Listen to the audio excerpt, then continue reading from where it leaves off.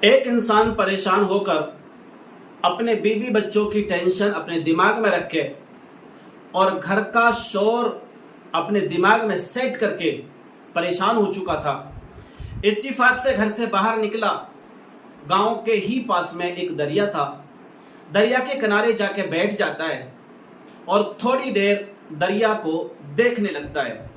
اس میں جو چڑیاں چہچہا رہی تھیں، جو پانی پر اپنی چونچوں کو اپنے پنجوں کو مار رہی تھیں، ان کو دیکھنے لگتا ہے، اور جو اس دریا کی لہریں چھوٹی چھوٹی اٹھ رہی تھیں ان کو دیکھ کر اپنے دماغ میں سکون لینے کی کوشش کر رہا ہوتا ہے۔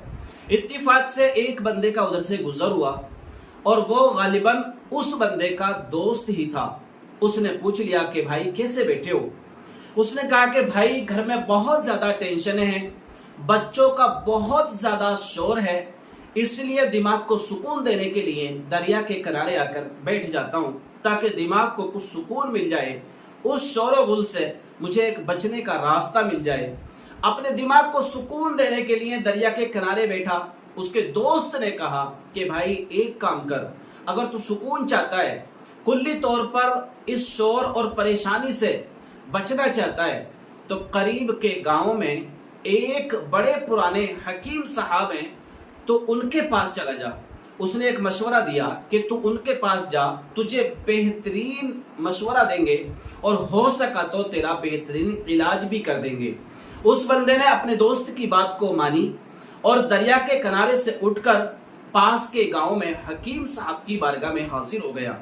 جا کر کے سلام پیش کیا اور عرض کرنے لگا، حضور بڑا پریشان ہوں، دماغ میں شور ایک ٹینشن کا گہوارہ بنتا چلا جا رہا ہے، گھر کی ٹینشنیں، بچوں کا شور و گل اتنا دماغ پر حاوی ہو گیا ہے کہ میں گھر میں ٹھہر نہیں سکتا، سکون کے لیے مجھے جنگل میں یا ویرانے میں یا دریا کے کنارے جانا پڑتا ہے۔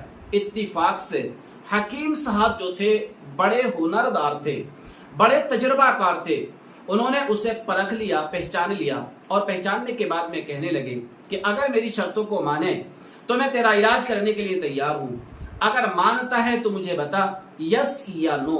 اس بندے نے کہا کہ بندہ تو پرانا لگتا ہے، حکیم تو تجربہ کار لگتا ہے، چلو بات مان لیتے ہیں، جو بھی شرطیں ہوں گی اس پر عمل کرنے کی کوشش کریں گے۔ حکیم صاحب نے کہا کہ ایسا کرو کہ آپ اپنے گھر میں ایک مرغا، بات تو بڑی عجیب تھی۔ وہ بندہ سوچنے لگا یار پہلے سے ہی گھر میں اتنا شور و گل ہے، اوپر سے حکیم صاحب مشورہ دے رہے ہیں کہ گھر کے اندر ایک مرغا پال لو، چلو بات مان لیتے ہیں۔ بازار سے ایک مرغا لے کر کے گیا اور گھر میں بچوں کے درمیان میں لے جا کر کے چھوڑ دیا۔ ایک تو بچوں کا شور و گل، اوپر سے مرغا لے جا کر کے چھوڑ دیا، کبھی کبھی بانگ لگاتا، اڑتا، پھڑ پھڑاتا، اور بچے اسے دیکھ کر اور زیادہ شور کرنے لگے۔ اتفاق سے پھر اگلے دن حکیم صاحب کی بارگاہ میں آنا ہوا۔ حکیم صاحب نے پھر اس سے ارشاد فرمایا کہ اگر تم نے مرغا لے لیا ہے تو ایک میری شرط اور ہے، اس پر بھی عمل ضرور کر لیں آپ۔ بولے دوسری شرط کیا ہے؟ وہ دوسری شرط یہ ہے کہ اپنے گھر کے اندر ایک کتا بھی پال لو۔ اس نے کہا یار میں نے اس سے پہلے ہی شرطیں ماننے کے لیے کہہ دیا ہے کہ ہر شرط کو مانا جائے گا، ہر شرط پر عمل کیا جائے گا۔ اتفاق سے حکیم صاحب کو کچھ نہیں کہا اور من ہی من میں بڑبڑاتا رہا کہ پہلے تو بچوں کا شور و گل تھا، اس کے بعد میں مرغا لے لیا، مرغے کا شور و گل بڑھ گیا، اور اس کے بعد میں اب کتے کی باری آ گئی۔ بہرحال کتا بھی اس نے ایک جگہ سے انتظام کیا اور کتے کو لے جا کر کے گھر میں باندھ دیا۔ اب پہلا بچوں کا شور و گل، اس کے بعد میں مرغے کا شور و گل، اس کے بعد میں کتا بھی ٹائم بائی ٹائم بھونکتا اور شور شرابہ کرتا۔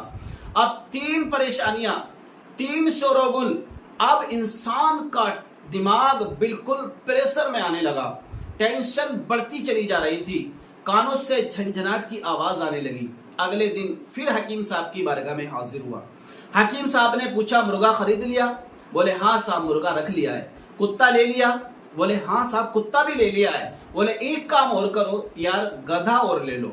اللہ اکبر! اب اس انسان سے رہا نہیں جا رہا ہے، کنٹرول کے باہر ہونے والا ہے۔ اتفاق سے اس نے وعدہ کیا تھا کہ میں آپ کی شرطوں کو قبول کروں گا، اس کے بعد میں آپ کا علاج کروں گا۔ بہرحال حکیم صاحب کی بات کو مان لیا तकरीबन 10 से 20 हजार रुपए का एक गधा खरीदा और उसको भी घर में ले जाकर के बांध दिया। अब आप अंदाजा लगा सकते हैं कि पहले बच्चों का शोर शराबा, उसके बाद मुर्गे का शोर शराबा, उसके बाद कुत्ते का शोर शराबा और उसके बाद गधे का शोर शराबा।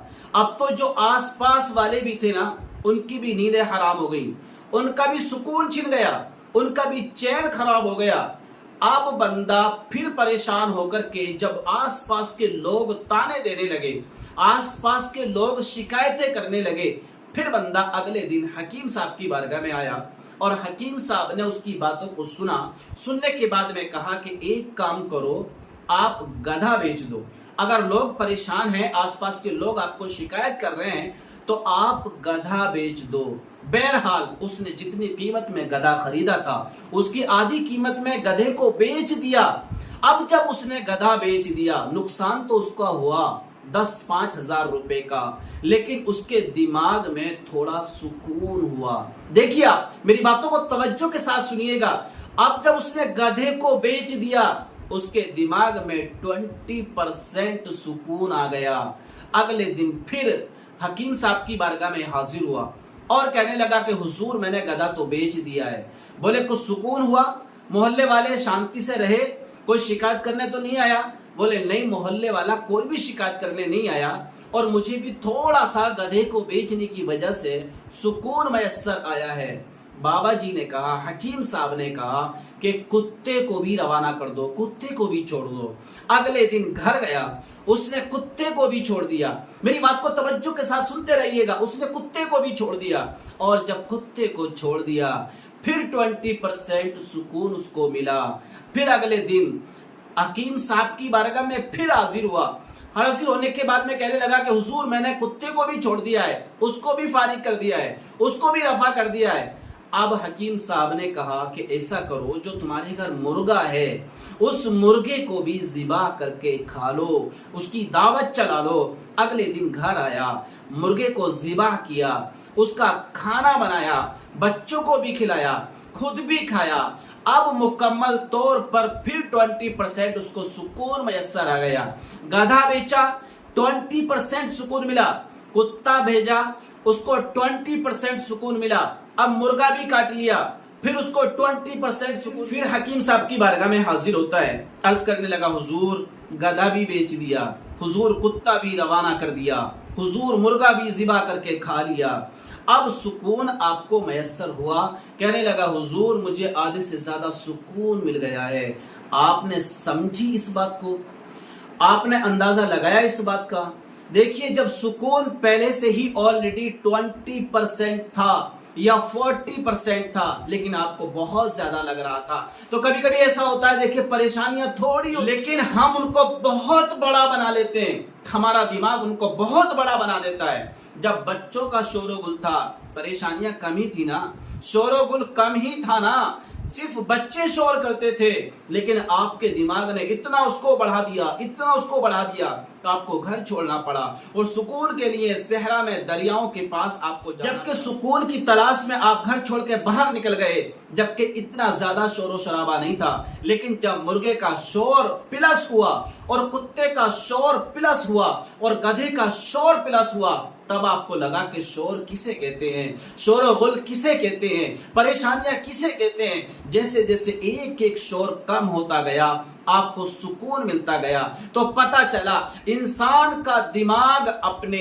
आप ही डिप्रेशन का शिकार होता है। अपने ऊपर अपना दिमाग खुद हावी होने की कोशिश करता है। शोरगुल को इंसान का दिमाग अपने ऊपर हावी करने की कोशिश करता है। जो भी स्थिति हो, जो भी परेशानी हो, आप उसे मैनेज करना सीखिए, उससे लड़ना सीखिए। अगर शोरगुल है, बच्चों का ही तो है, बर्दाश्त करना सीखिए। अब जब बर्दाश्त करना सीखेंगे ना, आपका दिमाग भी आपका साथ देगा और वो शोरगुल जो बच्चों का होता है ना, वो आपको शोरगुल नहीं लगेगा। आपको एक चिचहाहटें लगने लगेंगी, आपको एक भीनी भीनी आवाजें लगने लगेंगी, बच्चों का खेलना आपको पसंद आने लगेगा। लेकिन अपने दिमाग को आप नेगेटिव मत रखिए, पॉजिटिव रखिए। अगर नेगेटिव रखेंगे तो आप पॉजिटिव नहीं हो सकते और हर पॉजिटिव चीज आपको नेगेटिव नजर आने लगेगी। तो देखा अपने प्यारे दोस्तों, हकीम साहब ने किस तरह से पहले उसका शोर शराबा बढ़ाया और उसके बाद उसका शोर शराबा कम किया, उसको सुकून मैसर आ गया। तो इंसान अपने दिमाग पर कंट्रोल करे। अगर इंसान ने अपने दिमाग को समझ लिया, अपने दिमाग पर कंट्रोल कर लिया, मैं उम्मीद करता हूं कि हर चीज में अपने आप को मैनेज कर सकता है, ढाल सकता है। तो मेरे प्यारे दोस्तों और मेरे प्यारे चैनल के प्यारे प्यारे सब्सक्राइबर, अगर आपको बात समझ में आई हो तो जरूर वीडियो को लाइक और शेयर करिएगा। हो सके अगर चैनल पर पहली बार हो तो जरूर चैनल को सब्सक्राइब करिएगा।